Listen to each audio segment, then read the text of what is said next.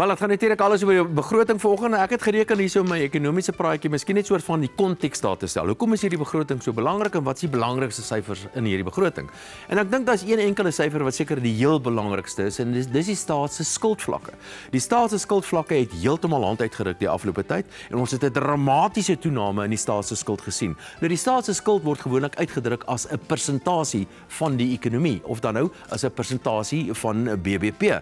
En die staat se skuldvlakke vandag is onthou die hele ekonomie is meer as so wat 8 biljoen rand of dan in Engels 'n triljoen rand. Terwyl die totale uitstaande skuld van die staat en ek praat van die soort van nasionale regering, die staan op meer as 5 biljoen rand. So as 'n persentasie van BBP is dit meer as 75% van BBP. Nou 10-15 jaar terug was dit 25% van BBP. Die staat se skuld moet natuurlik gediens word en die rente daarop is geweldig hoog en ek gaan net vir julle 'n paar goeders daaroor wys. Maar kyk na hierdie grafiek wat ek so vinnig 'n paar berekenings gemaak het. So die staat se skuld is baie hoog, maar wat beteken dit werklik waar?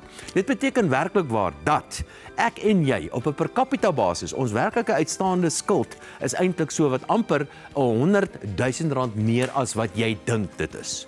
En die rente daarop is meer as 1 miljard rand per dag. As mens dit afbreek na sekondebasis toe, is dit dis 13.500 rand per sekonde. Dis die rente wat ons betaal op staatsskuld. So daai skuldvlakke moet op die een of ander manier gestabiliseer en verminder word. Ongelukkig is dit so, as jy kyk na die begroting van die minister van Finansies, soos alle vorige jare, die afgelope 10 jare, sê hy, ons gaan die staats se skuldvlakke begin stabiliseer en dan gaan ons dit verminder, maar ons gaan dit eers volgende jaar doen.